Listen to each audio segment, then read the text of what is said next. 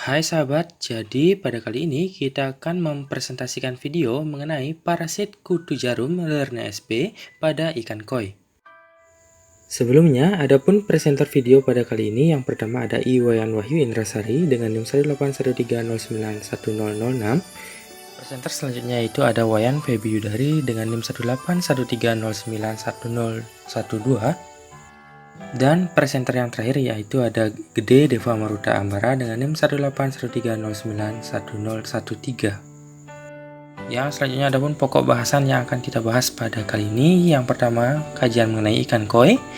Yang kedua, kutu jarum atau Lerna SP. Yang ketiga, morfologi kutu jarum. Yang keempat, siklus hidup kutu jarum. Yang kelima, cara infeksi kutu jarum terhadap sel inangnya. Dan yang keenam, pengaruh parasit kutu jamur terhadap inangnya. Yang pertama ada ikan koi.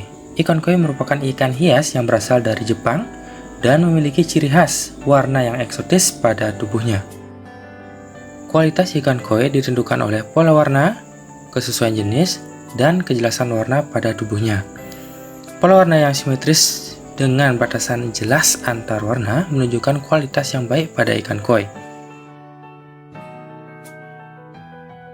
Yang selanjutnya itu ada kutu jarum atau Lerna SP, di mana kutu jarum ini termasuk kategori krustasea atau keluarga udang-udangan. Dikatakan kutu jarum karena bentuk tubuh dari parasit ini mirip dengan jarum. Sedangkan dikatakan kutu jangkar karena parasit ini menggunakan semacam kait mirip jangkar di kepalanya untuk menempel pada tubuh ikan. Nah, jadi berikut merupakan klasifikasi dari Lerna SP. Nah, nantinya apabila setelah perkawinan, pejantan dari kutu jarum ini akan mati. Dan untuk betinanya akan bertindak sebagai parasit. Baik, selanjutnya saya akan menjelaskan mengenai morfologi kutu jarum. Nah, bisa dilihat pada gambar pertama yaitu Larnae betina dewasa dan yang kedua yaitu struktur skematis Larnae. Pada gambar sudah tercantum morfologi dari kutu jarum, itu yang pertama yaitu A bagian dari anterior, yang B yaitu bagian dari posterior, yang C yaitu caudal, dan D yaitu antena. Selanjutnya bagian nomor E yaitu jangkar bagian dorsal, nomor F itu jangkar bagian ventral, dan nomor G yaitu maksila, nomor H adalah kaki, nomor I adalah kantong telur, dan nomor C yaitu katai. Untuk selanjutnya yaitu siklus hidup kutu jarum.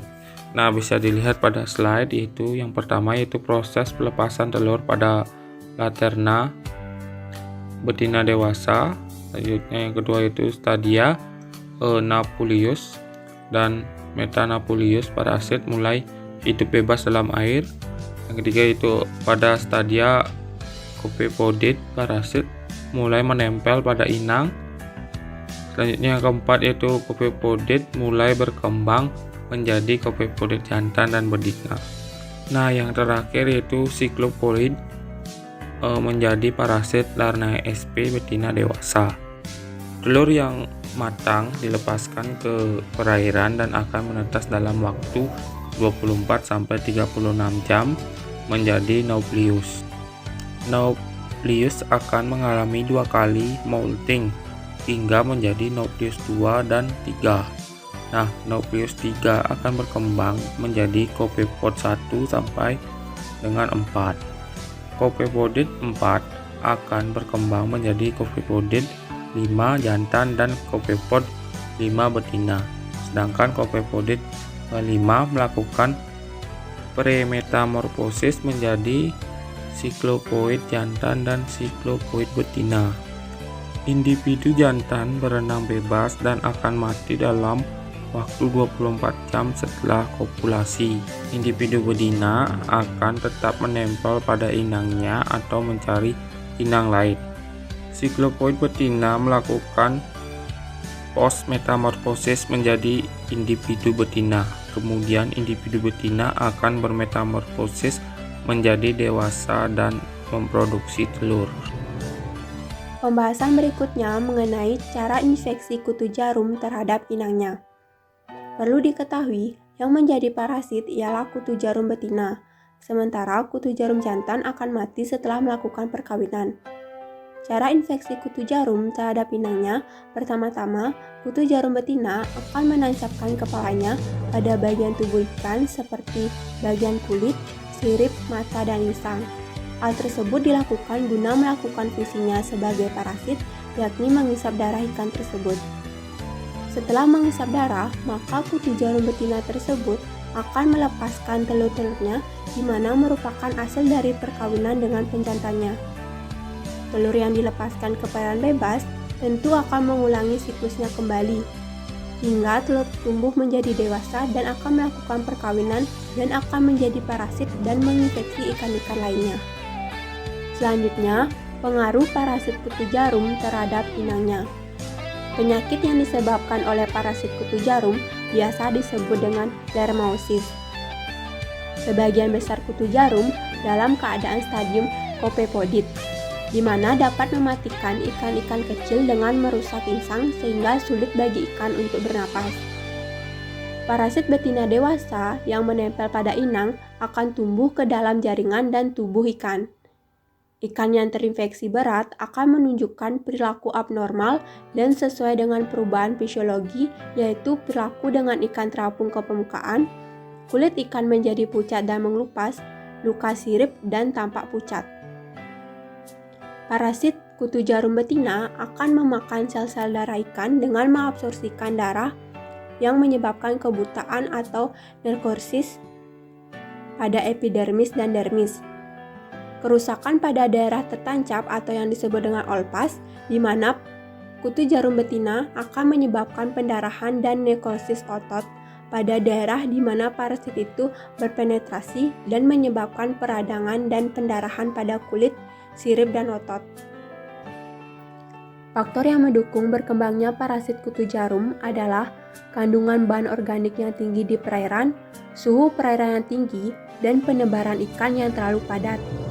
Kepadatan yang tinggi dapat menyebabkan ikan menjadi stres, sehingga pada kolam dengan kepadatan ikan yang tinggi, ikan akan saling bergesekan satu dengan lainnya, sehingga akan terjadi penularan ektoparasit dengan cepat. Berikut ini merupakan ciri-ciri ikan yang sudah terinfeksi parasit kutu jarum atau Lernae sp. Yang pertama, terdapat kutu yang menempel pada tubuh ikan. Yang kedua, menurunnya kekebalan tubuh sehingga menyebabkan ikan menjadi lemas. Yang ketiga, ikan kekurangan oksigen karena ikan selalu berada pada permukaan air karena darah yang mengandung O2 pada ikan dihisap oleh parasit kutu jarum. Yang keempat, ikan memproduksi lendir secara berlebihan. Yang kelima, ikan yang awalnya berwarna cerah akan berwarna pucat setelah terinfeksi kutu jarum. Yang keenam, ikan akan menggosokkan badannya ke benda-benda kasar tertentu yang akan menyebabkan luka dan seiring berjalannya waktu akan menyebabkan iritasi berlebih pada ikan yang nantinya menyebabkan ikan kekurangan darah dan akhirnya mati. Berikut ini merupakan cara pencegahan terhadap infeksi kutu jarum pada ikan.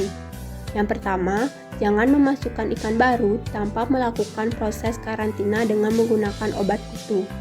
Yang kedua, lakukan pemberian obat kutu secara reguler selang waktu 3 bulan sekali.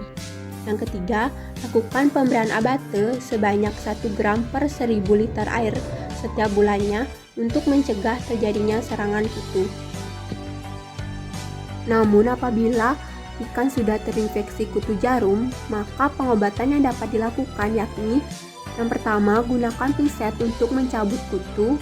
Hal ini lakukan jika hanya tampak 1-2 ekor saja. Yang kedua, dapat menggunakan obat-obatan seperti diflobesurun, mitripolanat, dilox, dan tikloroform dengan dosis yang sesuai untuk pengobatan kutu tersebut.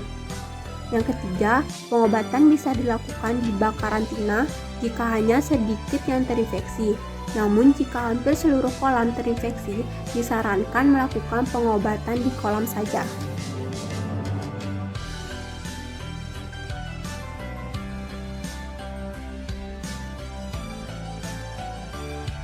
Sekian video presentasi dari kelompok kami.